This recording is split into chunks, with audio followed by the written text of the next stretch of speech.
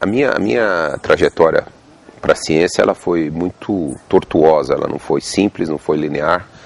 E quando eu era jovem, eu não imaginava que eu seria um dia cientista ou que eu faria ciência. Desde a adolescência, eu tinha uma forte ligação com a área de meio ambiente. A escola que eu estudei de periferia, naquele tempo era muito melhor do que hoje, a escola pública, mas ainda assim tinha deficiências. E eu fiz cursinho e aí entrei na engenharia. E eu entrei em mais de uma escola e decidi estudar no ITA. E no ITA eu escolhi a engenharia eletrônica, puramente porque era mais difícil. Eu gostava de desafios. Não tinha assim uma noção clara o que era engenharia. E desses anos todos do ITA, dessa fase, eu sempre gostei muito de esportes. E eu continuei muito envolvido com esportes. Eu voltei a jogar futebol, mas aí já tinha abandonado o sonho, a ideia de me tornar profissional. Mas jogava futebol, jogava vôlei.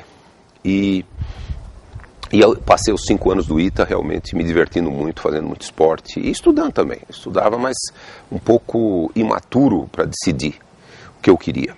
E aí, no 4º ano do ITA, eu decidi claramente que eu não queria engenharia eletrônica. Aí eu tive um momento de uma crise existencial forte, porque eu estava estudando engenharia eletrônica, ia me tornar um engenheiro eletrônico e decidi que eu não queria definitivamente ser engenheiro eletrônico. E foi aí que eu comecei a pensar o que eu podia fazer. E a área ambiental voltou muito forte. Eu falei, eu quero entrar na área ambiental. E obviamente não é sendo engenheiro eletrônico. Então eu terminei o ITA. E no 5º ano, os alunos do ITA, eles têm que fazer um trabalho final de graduação.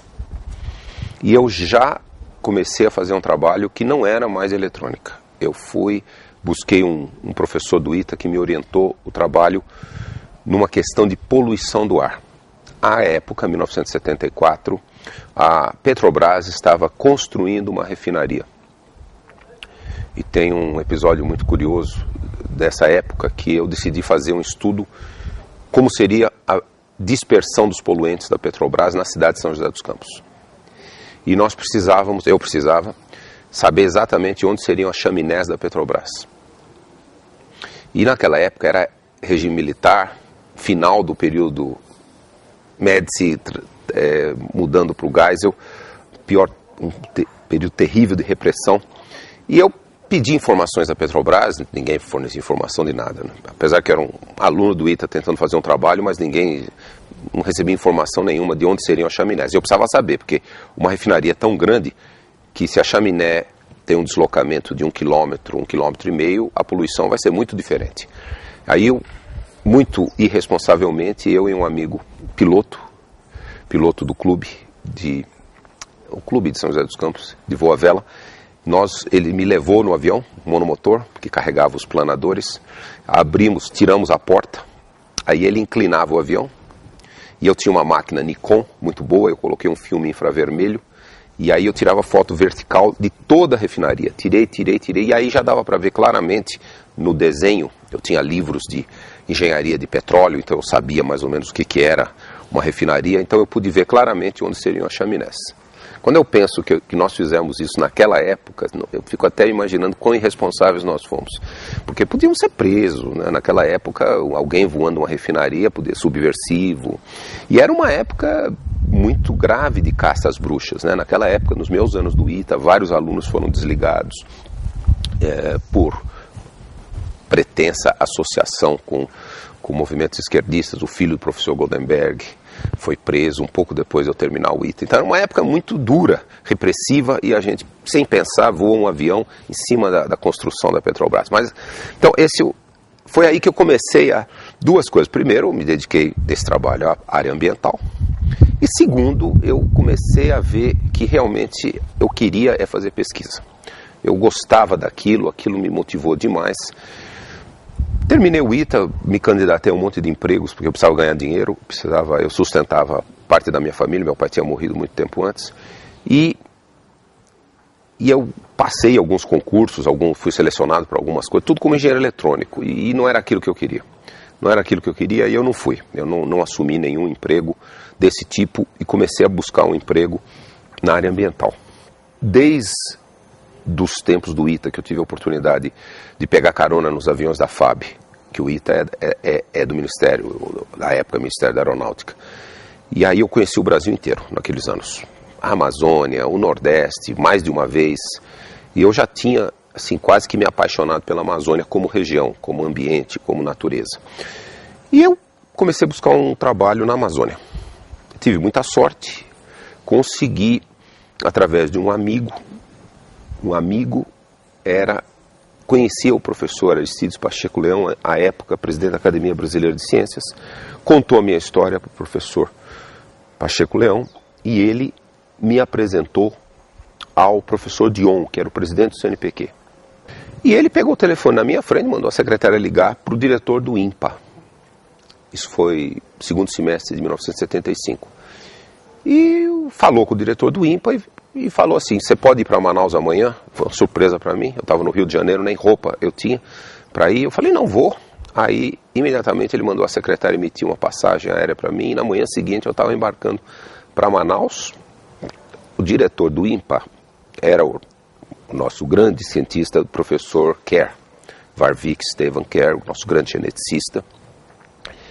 E ele, eu me lembro até hoje, o professor Kerr era muito curioso. Eu entrei na sala dele, fiquei esperando uns 40 minutos, estava muito nervoso falar com o diretor do INPA. Ele mandou eu sentar. A primeira pergunta que ele fez foi: qual é a equação da reta? Eu não entendi direito. Eu respondi. Aí ele falou: qual é a equação de uma parábola?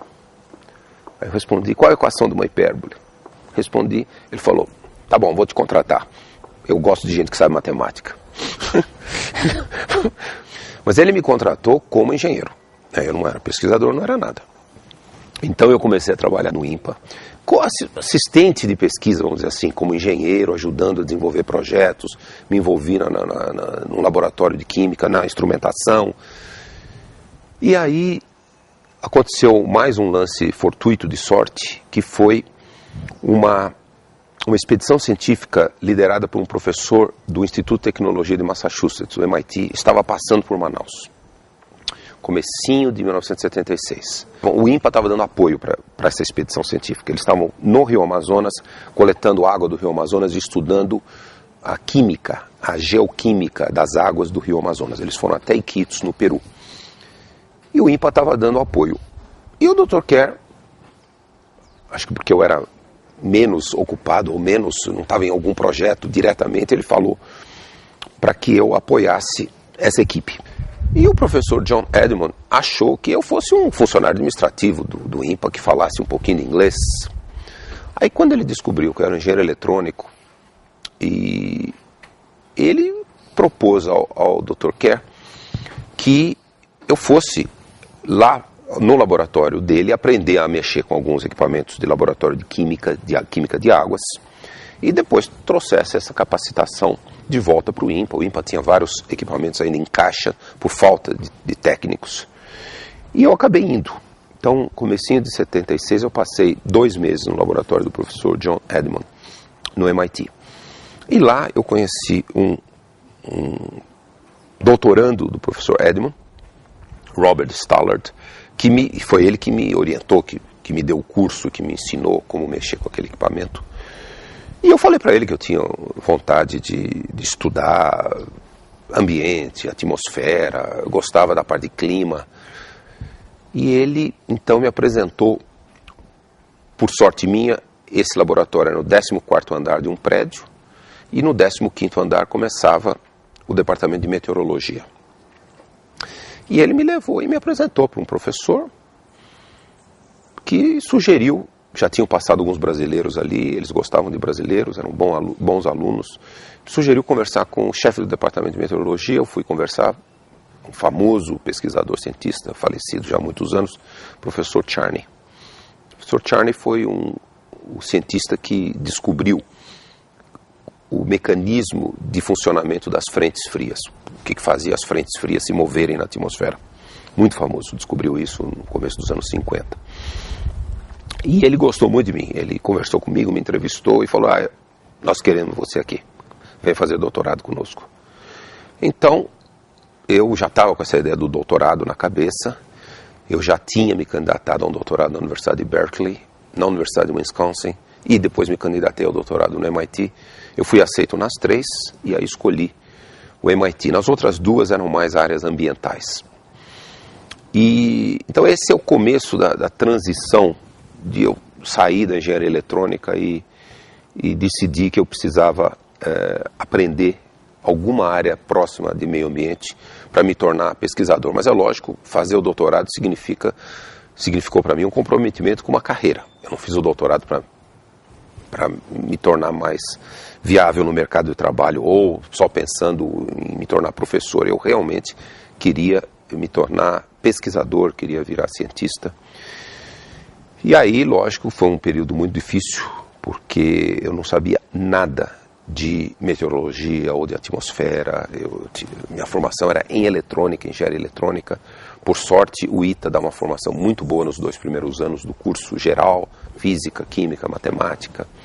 Então essa formação nos 2 primeiros anos foi fundamental para que eu pudesse enfrentar um doutorado numa escola difícil, uma escola de elite acadêmica, e eu sobrevivi bem, fui bem. Meu doutorado não foi tranquilo, foi difícil, mas eu tive sucesso. Quando eu terminei o doutorado, em 82, o meu plano era voltar para a Amazônia. Mas antes disso, em 81, o próprio diretor do INPA à época, professor Enéas Salati, ele mesmo, em 79, eu estive numa visita, eu vim dos Estados Unidos e visitei o INPA, passei lá 2 semanas, o professor Salati já era o diretor, e ele viu que eu estava me especializando em assuntos muito teóricos, que a gente chama modelagem climática, é uma modelagem matemática do sistema climático, e que ele sentiu que eu teria poucas oportunidades de desenvolver esse tipo de pesquisa no INPA.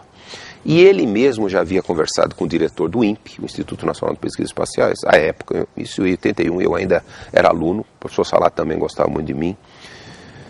E, aliás, tem um episódio, quando o Dr. Kerr me contratou, no Natal de 75, eu voltei a São Paulo para passar o Natal com a minha família, e ele mandou eu ir conversar com o professor Salati em Piracicaba, um professor da Exalc, da USP. E o professor Salati, que é da área ambiental, ele me orientou muito, foi o meu primeiro grande orientador na área. Ele mostrou um caminho, depois ele continuou orientando o meu trabalho lá em Manaus, em 76, 77, mesmo à distância. Então ele era uma espécie de um guia para o começo da minha carreira na área ambiental. E ele mesmo chegou à conclusão que seria melhor eu voltar para o INPE. O INPE estava em grande desenvolvimento, a área de meteorologia tinha sido criada no final dos anos 60, estava em franco crescimento. Então eu voltei ao Brasil, eu não queria ficar nos Estados Unidos, tinha várias ofertas de pós-doutorado, de emprego, mas eu queria voltar ao Brasil e aí eu voltei para o INPE. Não falei do DNA.